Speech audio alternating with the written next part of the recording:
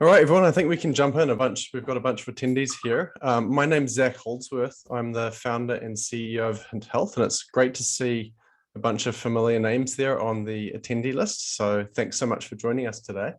For our, we're really excited today to bring you a webinar on Medicare, direct contracting, and you. And so historically, it's not been easy for our community to kind of manage their Medicare patients under a model that makes sense to them. And so since CMS announced the direct contracting entity pilot, there's been a lot of interest and a lot of interest from our community just about this program and for its potential to potentially enable them to care for their Medicare patients in a way that they're more comfortable with and that maps to their models in the direct care model more appropriately. And so today we're really excited to bring to you the Pearl Health team, who we're excited to partner with you, really just to help educate our community, help bring them up to speed as to what this program entails, and also kind of help you better understand whether or not this is a program that you would be could benefit from, and what the kind of pros and cons and trade-offs are of joining this program. In addition to that, Pearl is also is potentially a partner for you in this journey, and help you kind of actually join the program if there's interest, and kind of make sure that you're achieving the objectives laid out by the program. So before we kind of jump in here, I just wanted to make some quick intros. First of all, introducing Jennifer Rabiner, who is the Chief Product Officer at Pearl Health. And prior to joining Pearl, she was actually the head of product at Hint. And so, I'm going to be I'm very, very excited to partner with her here, because she is an absolute rock star at Hint. And so when she went to Pearl, I knew that I was really keen to figure out if there's a way to continue that relationship. But prior to Hint, she was also a senior product leader at Athena Health, and her product experience spans value-based care in both the health system and independent provider segments, as well as direct primary care, obviously through her experience at Hint, but also prior to that, she spent a lot of time looking at direct primary care at Athena as well. And so her vast experience also includes healthcare revenue cycle, process optimization, and system implementation at Deloitte, and triage consulting, as well as a pharmaceutical reimbursement strategy and operations at Milliman Pharmaceuticals. So Jen holds a Masters of Healthcare Admin from the University of North Carolina at Chapel Hill, and a BA in Social Welfare from the University of UC Berkeley. So super excited to be partnering up with you again, Jen. And also Ankit Patel who's the co-founder here and president of Pearl Health. And so Ankit was previously VP of Provider Alignment at Clover Health, and the VP of Network at Clover. And prior to that, he was also a senior advisor at the CMS Innovation Center, where he worked on various value-based payment models, including the Pioneer ACO program, and the Maryland all-payer waiver. And so impressively, Ankit began his career as a healthcare attorney for an academic medical center, and he received his BA in international studies at the University of South Carolina, and his JD from University of North Carolina at Chapel Hill. And one thing I'll just mention is that there's actually an Ankit Patel in Michigan who was conducted for Medicare fraud. And that's not this Ankit, just to clear that up today, given the topic of today's conversation. So without further ado, I'm really excited to hand off to Ankit and Jen to share all their insights and kind of help you understand the kind of pros and cons of this program. So over to you, folks. Great. Well, thank you so much, Zach, for the introduction. Really nice to have everyone here on a Wednesday afternoon. So why don't we kind of get into a little bit of the background on Medicare and the kind of policy direction that we're trying to solve for here. And ultimately, when Medicare had started this push following the passage of the Affordable Care Act, there was a big sort of understanding and recognition that physicians, primary care doctors, really held the key to managing costs and managing better healthcare outcomes. And I think what you see here is, even when you go out into the physician community, an overwhelming number of physicians will tell you that they believe that they play a prominent role, if not the key role, in managing the healthcare outcomes and the healthcare expenditures of their patient panel. And yet, for all of the work that we've been kind of doing over the last decade in kind of the rubric of value-based care, we still find that it's not even a majority of physicians who are out there are in arrangements where they are getting properly rewarded for improving outcomes, reducing costs, and getting the kind of upside, as we would say, from these kind of value-based care arrangements. And so what does it actually mean? What we see here in this next slide is the average PCP, right, accepting insurance and kind of living in that insurance world of multiple payers, probably taking home somewhere on average around $225 a year, but yet across the full kind of book of the system on their panel, there's actually about $10 million worth of spending that is happening across, hospital admissions, other surgical procedures, specialty visits. And really what's happening is that primary care has the ability to kind of control this entire iceberg here. And yet oftentimes there's a lot of burden that's being placed on them, asking them to take on more of this responsibility, but they don't often have the structure or the tools in place to do that, nor are they properly being sort of rewarded for doing that type of care. And so here's the world that we live in today. If you're in, the traditional fee-for-service environment, getting rates from an insurance plan, and I think many of you are kind of familiar with what this world looks like, is that you've got kind of rate negotiations that you're taking on with your specific, payer, contracts that you have, and it's generally a fee-for-service arrangement. And then the net result of that is that you've got, on average, what you're going to see is about $83 per visit, and you're just on this like hamster wheel, and it's just an assembly line. And because your revenue and your cash flows that you need to kind of operate your practice are tied to this kind of fee-for-service billing, is just an assembly line. It's come in, see the patient, do a visit for 10 minutes, do a referral out if they need additional care, and you're just kind of seeing patients on this $83 assembly line without really being able to kind of manage care in a more meaningful way. And I think the reason that we have been very excited to partner and to have conversations with the DPC community is they've already figured this out. And they've kind of figured out that the world here looks like essentially what is kind of like a portfolio management for your patients' actual clinical needs. We know that there are some patients who are healthier, who need to have timely access, but may not need to have the same level of follow-up and can have a visit for 20 to 30 minutes. Maybe they're kind of more technology savvy and can engage with your practice through text messaging or, a FaceTime video call. But there are other patients who may not be ambulatory, who need a 1 to 2 hour visit, who need additional follow-up. And the flexibility that has come from certain financial arrangements, can allow for the proper allocation so that doctors can spend the right amount of time with their patients, providing the right care in the right moment, rather than having to feel like everyone has to go through this kind of what we described as that $83 assembly line. And I think there's a lot of different models here. I'll let Jen later on in the presentation talk a lot about the direct primary care community, but we also think that direct contracting in this new Medicare program is probably the first step towards actually creating a pathway for doctors to think in these new terms and actually think in terms of the model that the DPC community has already figured out. So if we jump to the next slide here, we can talk just a little bit about what this direct contracting evolution looks like.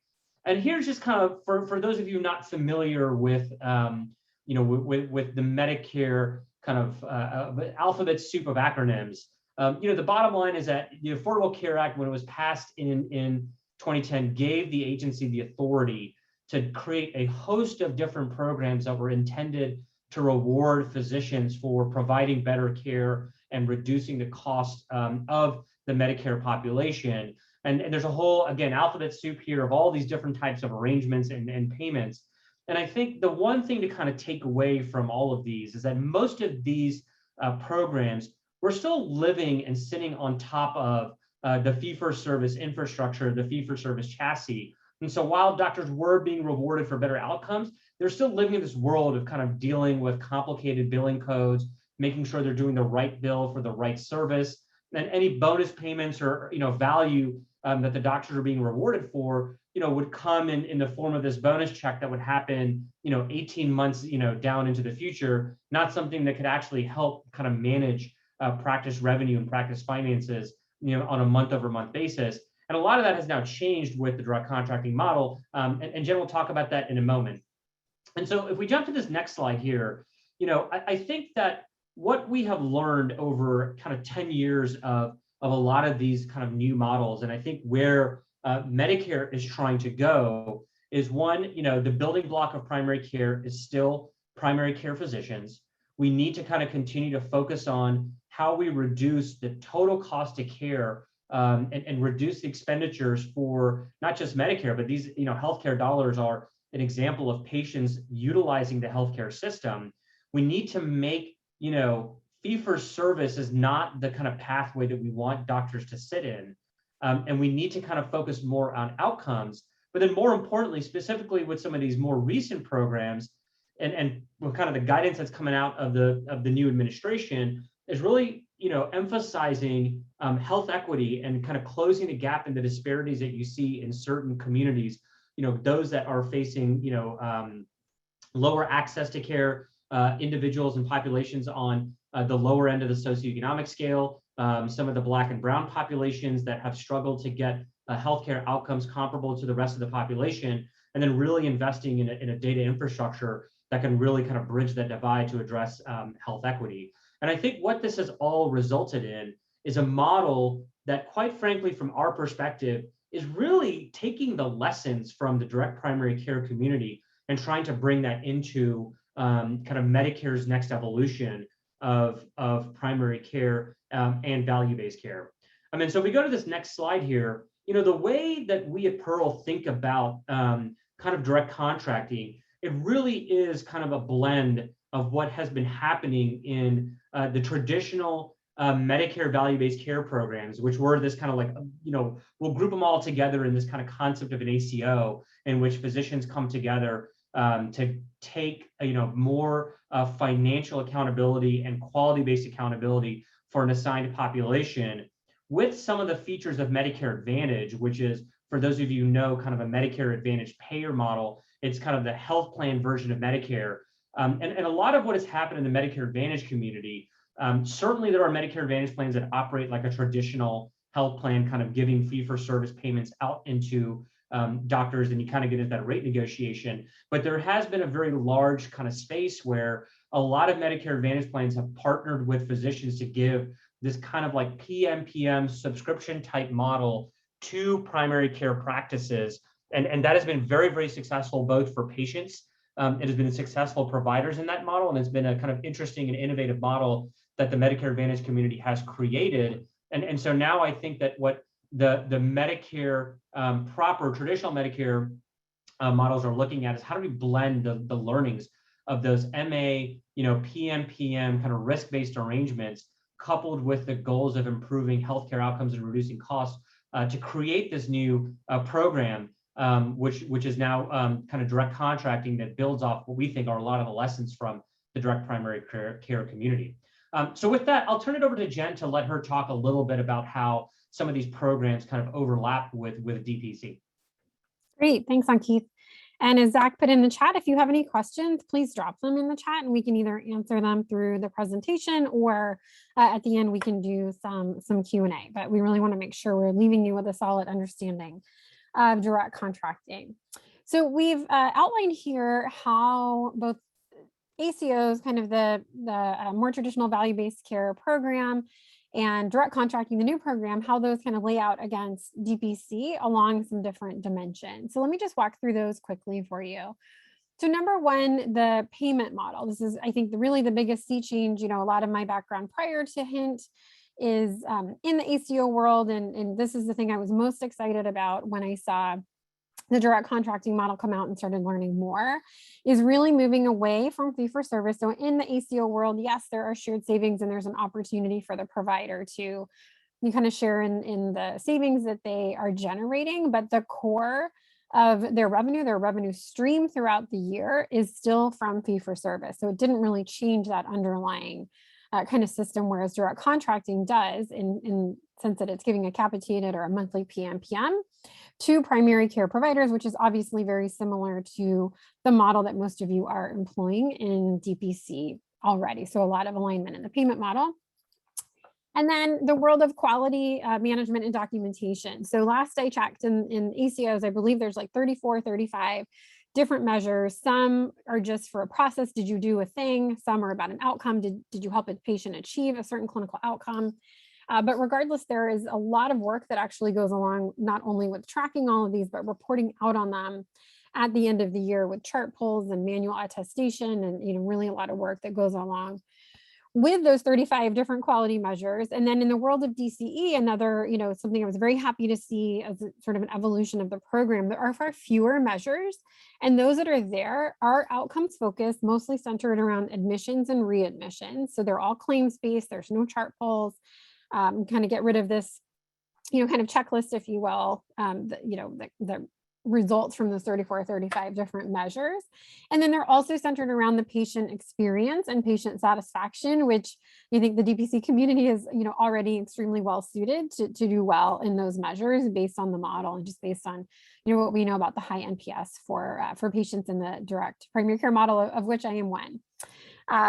And then, kind of third down there, billing and Medicare participation. So, this is an important note for the DPC community that, in the ACO program, as well as in the direct contracting program, you do need to be a participating provider with Medicare. So that's just, a consideration. Are you opted out? Are you, did you stay opted in?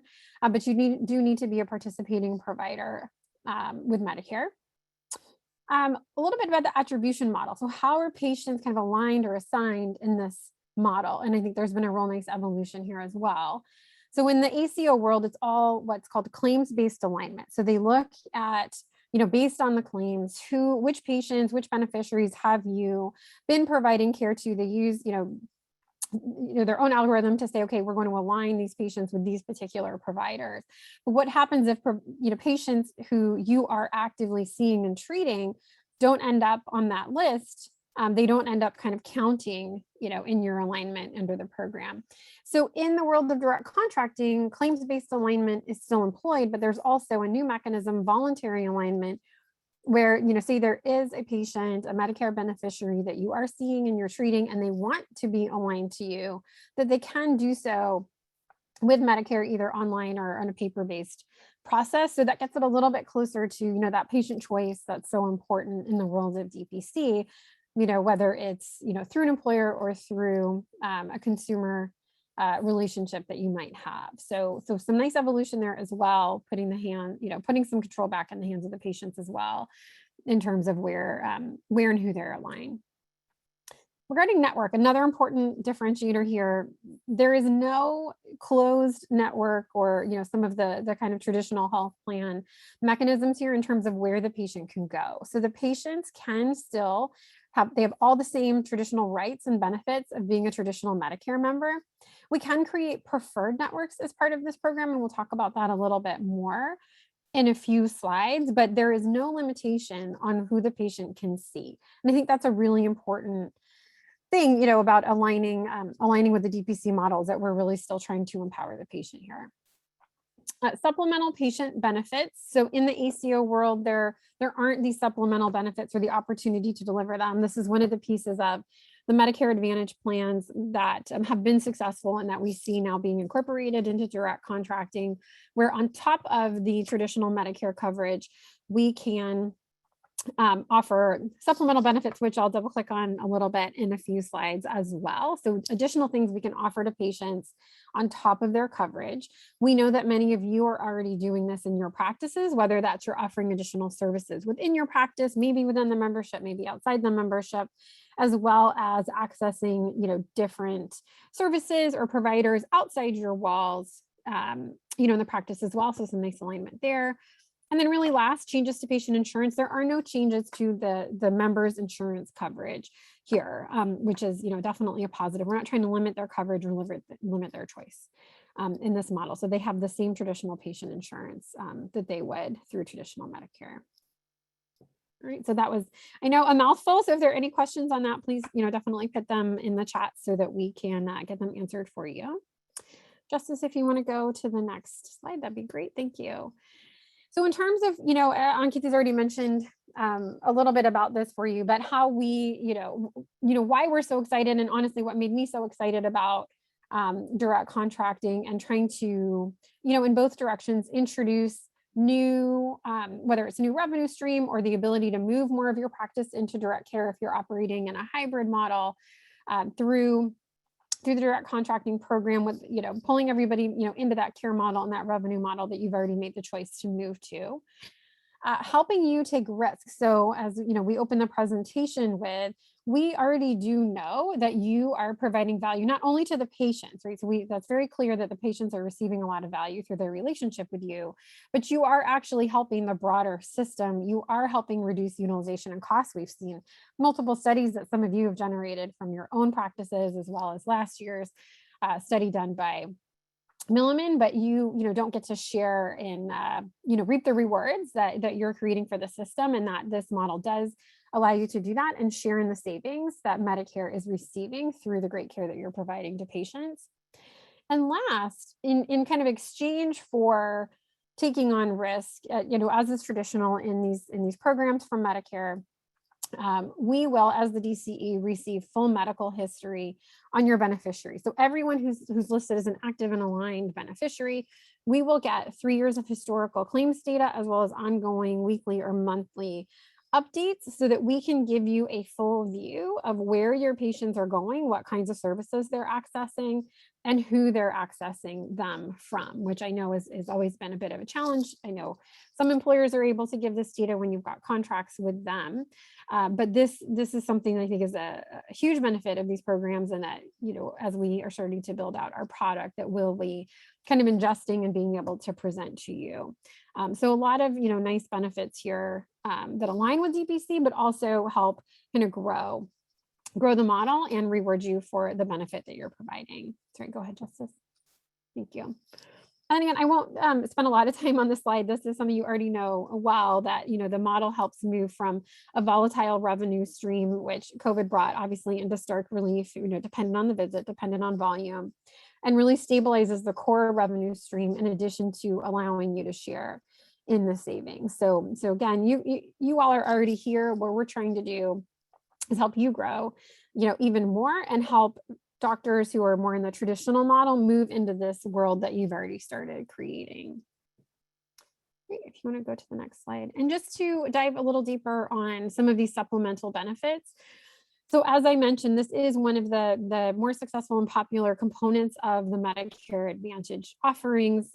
Cannot offer these through the ACO program. We can offer them through direct contracting, and those take a couple different shapes and forms, whether they be allowed Medicare waivers that we can approve, for certain of their current policies, or sort of additive benefits or benefit enhancements, as it's called in the program. So those can take the shape of reduced copays for patients. So again, we're not going to close down the network, but if there are preferred providers that we would want to build that preferred network with you, we can use reduced cost sharing as a way to encourage members to want to use those providers without, again, limiting their choice. Different kinds of wellness benefits. We've heard about dental benefits being something that would be really popular to be able to add on to this. Social determinant benefits, transportation is one that comes up quite a bit. And then other kind of care coordination and chronic care management services for those patients that might fit into very high needs buckets or need very specialized care. But the goal here is to really build with you what is needed in your community with patients, or your community of patients, and to be able to construct the right benefit enhancements for you. Right. And then some of the requirements. So we've touched on these a little bit. So obviously, you need to be participating with Medicare, need to be opted into Medicare to do this. And number two, I know sounds a bit ironic, since we've just been talking about moving to per member per month versus visit-based payments. The difference here being claims do need to be submitted to Medicare for any visits that you do with patients, largely as a data collection mechanism. They're not going to remit payment to you based on that claim, but some of the really important information that they need in order to run and monitor the program, including diagnosis codes, so they understand the acuity of your patients, what services are being provided. This all goes into how they calculate the PMPM. It goes into how they calculate shared savings. So the claim still exists as a bit of a, kind of data transfer vehicle. I know some of you already do this, the kind of $0 claims to TPAs for employer clients, but that is something that is good to understand, for this community, since I know, most of the time you are not having to submit bills for the work that you're doing. And then of course, as part of being a participating Medicare provider, adhering to the Medicare guidelines around documentation and care management. So, that is a little bit of a step back into this world, but with some very significant differences that we've covered. So that's a lot about direct contracting. And to talk a little bit about Pearl Health and what we're planning on doing. One of the things that is very important to us and is really part of our mission is to support and enable primary care providers to stay autonomous and independent. We're not trying to take over the practice. We're not trying to buy the practice. We're not trying to say, these are the clinical workflows that you must follow. Really important to us that we are enabling you to practice medicine the way that you want to, and that we can enable you to get access to this potentially new stream of patients and the revenue, but also, maintaining the way that you want to practice. So I think that's one big differentiator for us in terms of our move into direct contracting. We are not an HMO. Direct contracting is, totally the opposite of an HMO. We are different from ACOs in the ways that we've already mentioned. And again, this is about supporting your independence and enabling you to take advantage of this program rather than trying to be, overly prescriptive about, how you're going to practice and how you're going to run your practice and treat your patients. And then, again, there's benefits of just being in direct contracting, and then, additive benefits doing direct contracting with Pearl. So, a couple of the things that we're working on, we're working on creating a robust technology platform to take all of that data that we were talking about, add in data. So that could be anything from data, that you're using in Spruce about how often you are connecting with your patients outside of the visit. That's something that we're really interested in learning more about. What's kind of happening outside the visit. It could be layering in data from the local hospital. It could be prescription data, lab data, really any data we can get our hands on to lay on that foundation of the claims data we'll be receiving from Medicare. Building different tools on top of that to enable you to be successful in the program. And then on the bottom there, different kind of services that we can also provide. So helping you build out your preferred network. I know many of you already have your own essentially preferred network. How can we pull them into the program, potentially implement some of those waivers and benefit enhancements like the reduced cost sharing to help put some structure around that for you. Regulatory assistance, you would not be alone in navigating the regulatory waters here with CMS. That's what we're here to do and make it really easy and seamless for you to participate.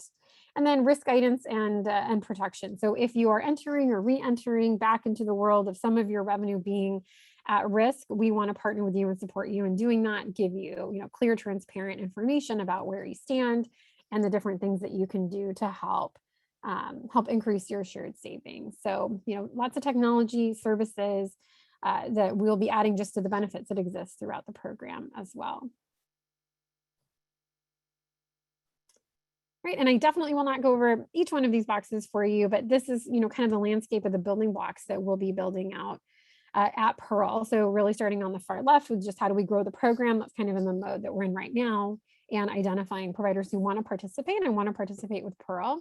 Once we're live in the program, that second column from the left, where we would be integrating with Hint for those of you on Hint, so that you can receive the members who've been aligned to you either through claims or voluntary alignment. They're going to show up right in your Hint account along with any of the other patients that are coming in through any of your other streams. And payment administration, how can we administer this PMPM, again, in the same way that you receive payment from your employers or networks or any other party that that you are integrated with. And then everything over there on the right, all the things that we're going to be building out and doing with all of this data that we have to bring to bear to you as, kind of additive to everything you have with Hint and your other tools. Great, and just, quick highlights on the team, from the team at Pearl. We're coming from, all different corners of healthcare, really all aligned around this mission of trying to shift the world of the primary care provider closer to the one that all of you have already created, and certainly providing a lot of inspiration for our team. But we come from lots of different places in healthcare, technology, insurance, different data backgrounds, finance backgrounds. So really pulling that all together in order to support both support you, but also support your colleagues who want to make the shift, and how can we use this as a lever to do that. Right, and this is our last slide, and then I see we've got a couple of questions that we can go into, and looking forward to any questions you have or concerns that we can help address. So what comes next? If you've heard anything today that sounds interesting to you and your interest is piqued, the next step would be for you to reach out to us. You can email us, you can call us. The Hint team certainly has all of our emails. And what the next step would look like is we would actually, based on some historical data we already have from CMS, we can kind of lay out, based on your own NPI, what would the program look like for you? What would your costs look like according to the benchmarks for your area? What might the Pmpm look like? Where are your areas of opportunity? So we can run a personalized analysis for you, just so you can learn a little bit more about the program and how it applies, to you and to your practice. And we've already done, a high number of these with different providers throughout the year. There's no commitment to do that. It just helps you learn a little bit more to decide if this is something that you want to do. Should you want to proceed, we would sign a definitive agreement with you due by September. So we are coming up on that deadline, but we've still got some time to do the review with you. We would take you through kind of a readiness program and assessment and preparation activities throughout the remainder of Q3 and Q4. And then participation, the performance year goes live on 1/1/22. So that's when you would start tracking towards your shared savings, and when you would start receiving the PMPM payments for your patients. So, the only immediate next step, if you're interested, is to let us know, and we can run that personalized analysis for you. I think that is all we've got on the presentation part, but let's go look into some questions here. Yeah, so thanks so much, Jen and Ankit. There's been a bunch of questions coming through here, so I'm going to just read them out for the benefit of everyone, and then you guys can answer them. So the first question here is from Stephen Bishop. How would it work for a new solo practice? Can I recruit and enroll new patients throughout the year? Keith, you want to take that one, or you want me to take that one? Yeah, let me just kind of offer that kind of one piece here. The program does allow for a process by which a Medicare patient can select you as the primary care doctor, at which point they would kind of, quote, be enrolled in the program through your practice. The one thing to note there, is making sure that you are being very consistent and not sort of picking and choosing. Medicare does have non-discrimination rules, and just making sure you're not sort of selectively choosing which patients you wanted to sort of bring into your practice. But once a Medicare patient comes in, giving the opportunity to sort of enroll in through your practice. Great, thanks, Ankit. There's another question here from David Olson. As to the claims submitted to Medicare, how thorough do they have to be? I.e., do they have to have all the supplemental codes for preventative care and other quality measures, or simply diagnosis, procedures, and E&M codes? Do these claims have significant impact? Do they need to be optimized in some way? Yeah, so I'll offer that there's not, in the way that you may have been kind of living in a previous fee-for-service world of rev cycle kind of management or rev cycle optimization, that there is not a need for that kind of optimization, again, because for these primary care codes, the services are going to be reimbursed at a rate of $0. All that's to say is that Medicare is asking for the bills to be submitted. It's not intended for data to not be captured and collected. My read speaking a little bit out of turn, but my kind of reading between the lines of what Medicare is trying to get at here is really to kind of collect information to understand what the touch points are so that they can kind of do their own data analytics. I will say from our point, just as a side note to that, I think one of the things that we are, excited about with the partnership with Hint here is that our hope is that over the next couple of years, we have the ability to go to Medicare and share with them that the direct primary care community is truly providing above and beyond better healthcare outcomes for the patients that they are treating, and to use the data under this program to encourage them to create more programs that can be conducive to the DPC community in a way that they haven't in the past. And hopefully this program may not have everything, just to be quite frank about it. I'm not going to try to sell this as the end all be all, but we think that for some practices, it is a meaningful first step. And I think it's a good indication that if we do this well and we do this right, we can sort of start having that conversation with Medicare in a way that we haven't been able to in the past. Yeah, and I'll just reinforce that. That's one of the reasons we've been so excited about partnering with Pearl here, because of the sort of authenticity they've shown towards really trying to support this community. And we've also kind of working hard in the background to make sure that for our clients, it's really seamless for them, and it sort of kind of almost like feels, from an operational perspective, feels as close to what their standard business model is, given that there are some obviously constraints there. So it's exciting to see that unfold. We've got another question here from Lito. How can Pearl Health help us grow membership in our practice? What's the timing for this to begin? Great. So I can fill in any blanks here, but I think that, how we were just describing the voluntary alignment for new practice would be the same pathway for gaining additional members in your practice. So there are, some definite rules and sort of guidelines to ensure that, nothing, unintended consequences, of the voluntary alignment program occur. But there are, ways that you can grow your membership with Medicare members, here. And as far as the timing, so the program, the performance year starts on January 1st, 2022. And I can get back to you on the answer of, how often members are aligned to you. That can be a follow-up question, and unless Ankit, you happen to know the answer to that. But the program starts on January 1st, and then there are kind of timing considerations around when the voluntarily aligned patients would be officially attributed to you. Yes, I think that's right. It's going to vary a little bit based on kind of selections that you have, whether you want to have members added annually, whether you want to have members added quarterly. But the one thing I will say, just in terms of kind of your practice's membership, I think one of the things that we think a lot about from the Medicare perspective is there is not a community in this country where there are Medicare members who have growing healthcare needs, and they are in search of doctors who are able to give them the time and attention in a way that they have not been able to. We are facing a graying and aging population. And so I think one thing to keep in mind is just by kind of re-accepting and kind of being open to Medicare members, if you've got space and availability on your panel, I would be very shocked and surprised if you did not have Medicare members kind of outreaching to understand kind of your practice model, and how they might be able to start engaging and receiving care from you.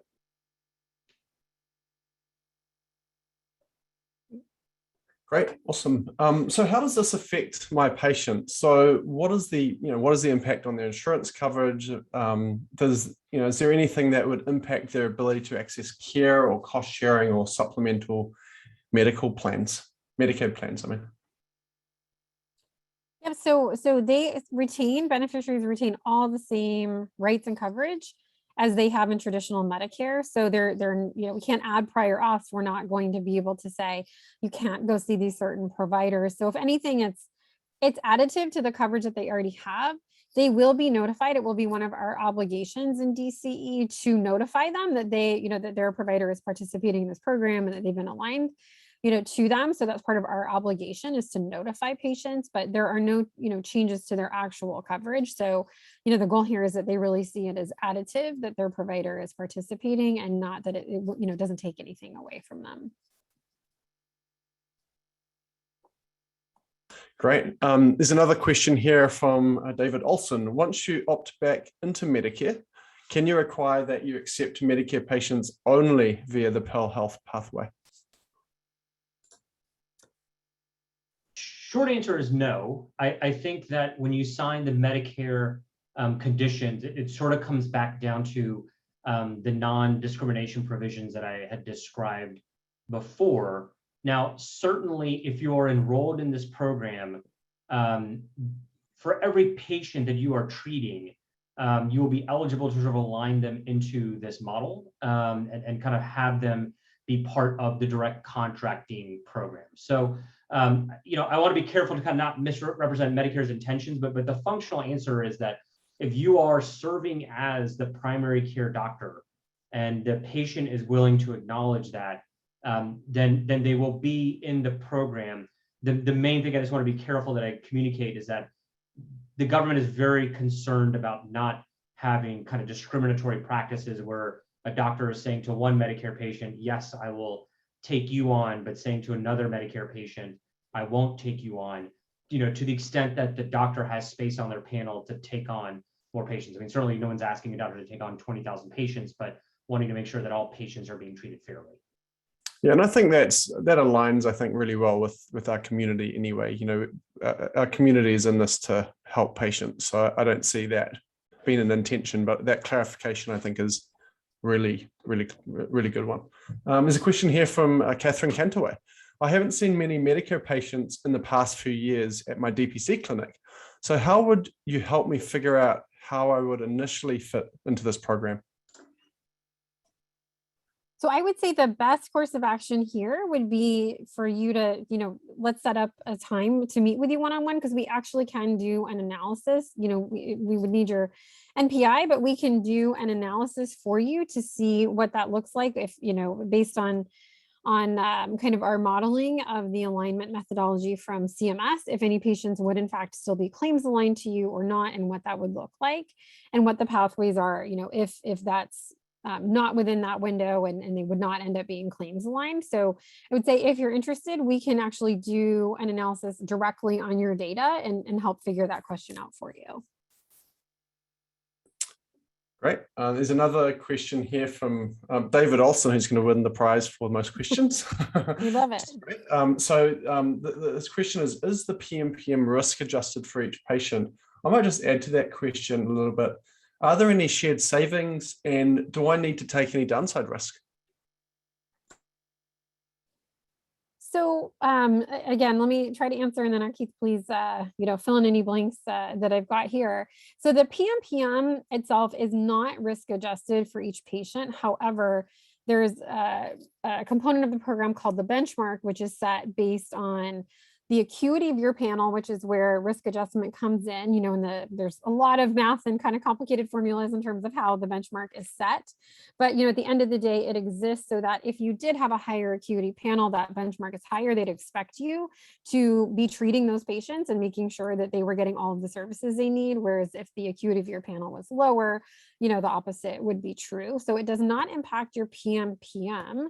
It impacts the benchmark, which is then what actually impacts, have you achieved shared savings or not? So, you know, again, simply put, there's a lot of, you know, kind of math and different things that goes on behind the scenes here. But if the spend for your panel is over your benchmark, then you would not achieve shared savings. If the spend for your panel is under the benchmark, that's when you would be achieving shared savings. And so to answer the other part of your question, Zach, those shared savings end up being shared between Medicare and the direct contracting entity. And then depending on the arrangement that we put together between the direct contracting entity and the participating provider, those savings get shared as well. So you know, the savings part go to Medicare, part go to the DCE, and then the DCE shares those savings with the provider as well. And that the degree of which they're shared, there are potential, depending on the appetite of the participating provider, if they want to go at downside risk and potentially have, you know, the ability to retain more of those shared savings, but also put themselves at downside risk. So all things are possible, but it really depends a lot on your own risk tolerance. And that's where, you know, when we can look at your own data, you'd see kind of where you would lie in the program to help inform that decision. Maybe just a follow-up question on that, Jen, from Chad Nugent. Is this open? Sorry, can you go into any of the details of your fees for patients enrolling through you? Sure. And Keith, you want to take that one, or you want me to? So let me offer Sure. kind of the fees. So there's a lot of variability here. I will be clear about the role that Pearl and Hint are playing, which is we are trying to provide a technology platform to support practices who are enrolling in this program and this type of arrangement. From the fee perspective, it really comes down to that per member per month. And you know, I think it's variable to the geography that you are operating in. What this ultimately comes down to is that the per member per month amount that you get is determined by formulas that Medicare will create that are adjusted for wages in a given area. So the bottom line, to put it very simply, is that the PMPM might be incrementally larger in downtown Manhattan than it would be, say, in a town in Topeka, Kansas, let's say. And we're happy to kind of walk you through that number and what those numbers look like. And then for us, our fees are really just kind of tied to, from the technology platform perspective, you know, a small amount to kind of distribute the funds and give you the data analytics. But again, it's tied to that PMPM. We're not, you know, we want to be sensitive to kind of the local market pricing that has been set by Medicare. All that's to say is that there's also kind of an opportunity for us to kind of structure pricing in a way that, you know, we can backload it, so to speak, so that we can, you know, the fees can be paid out of shared savings that come on the other side. So you go through the full year. If you're performing and you generate savings, there's fees that can come out of that savings bonus payment rather than just kind of entirely upfront. And we kind of walk through that kind of arrangement with you if you kind of get in touch with us. And then the one other side note that I just want to say, which is somewhat related, but just kind of gives you insight into how we've been thinking about this.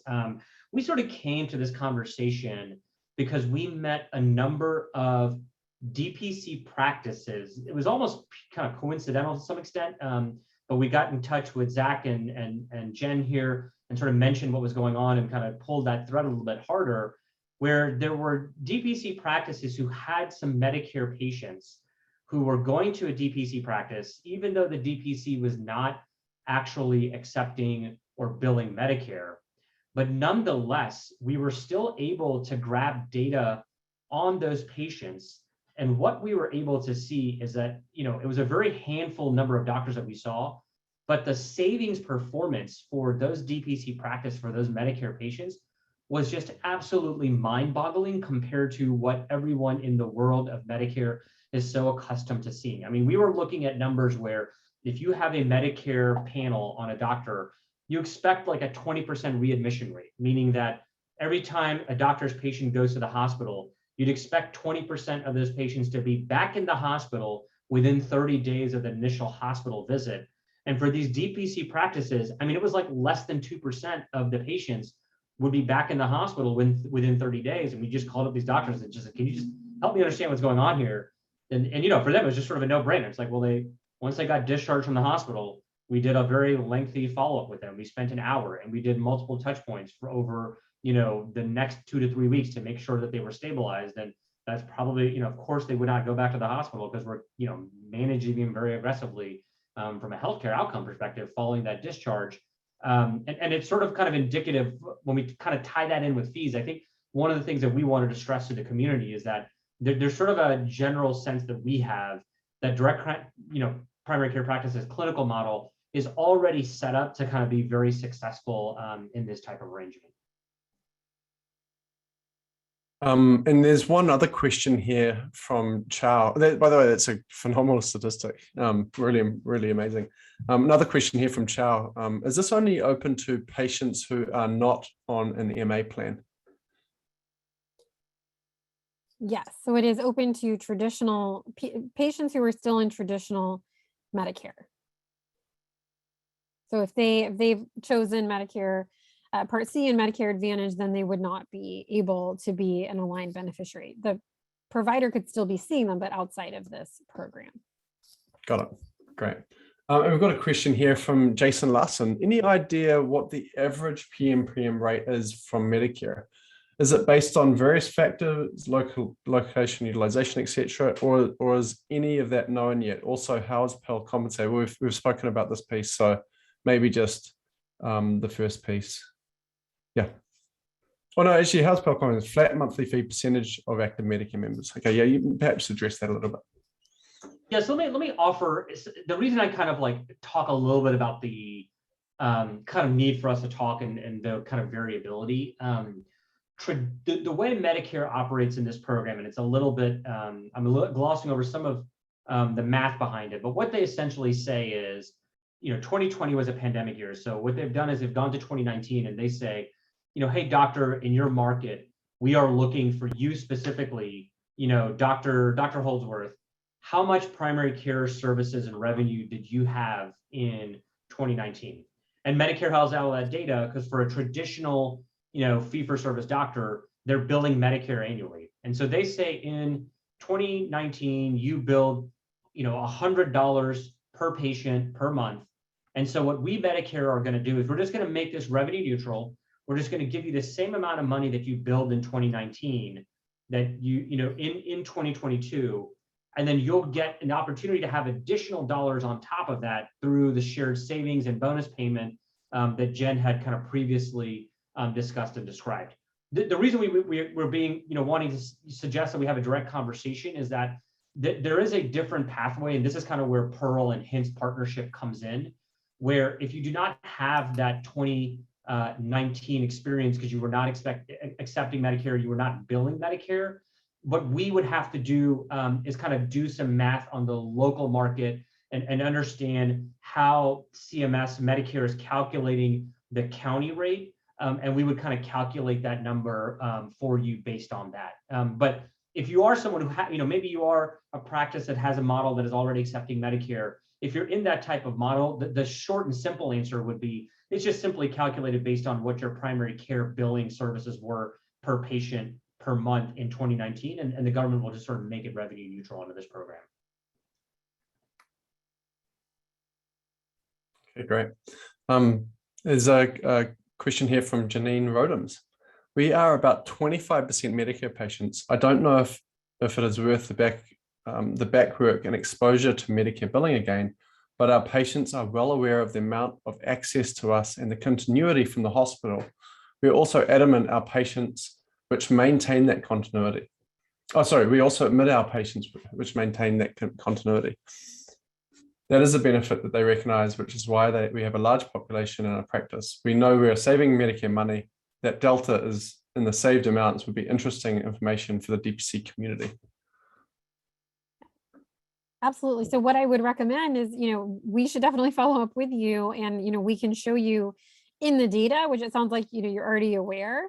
We could show you in the data what that would look like and show you what at least the potential shared savings might look like for you, which then, becomes a rubric for you of understanding, hey, if you're already doing this, you're not able to reap the rewards of saving Medicare all this money in the program you could, is that going to be worth, going back into the world of at least, submitting the claims, maybe not, receiving the payment and kind of the up and down revenue, but we would be happy to talk about that with you. And again, this is just, all we would need to do is schedule a little bit of time with you and be able to share that analysis so we could show that to you.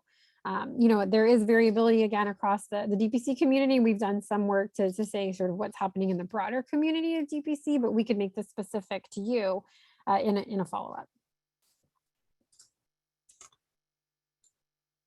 Great, we're coming up on time here in a few minutes. There's just time for one or two more questions here. So one here from Chow Nugan. Are we penalized if our DC patients go see another primary care doc? Go ahead, Ankit. Yes, sorry. So I will say that you're not penalized. I think the thing that we'd want to emphasize here, and part of that alignment form that we previously discussed, is one, making sure the patient confirms that you are the primary care doctor who is responsible for managing their care. Certainly, it's a very common thing in the over 65 population. You might be in New York, but you're spending 3 months out of the year in Florida and you have a primary care doctor down there. So there's no penalty for that. And the patient will still be enrolled in the program as long as they indicate you as a primary care doctor. But of course, that primary care doctor down in Florida would still bill Medicare, and that would count towards sort of the expenditures that patient is sort of kind of accruing through the year. Great. I think we've got time for one more question here. Hi Sang Lee, hopefully I got that right.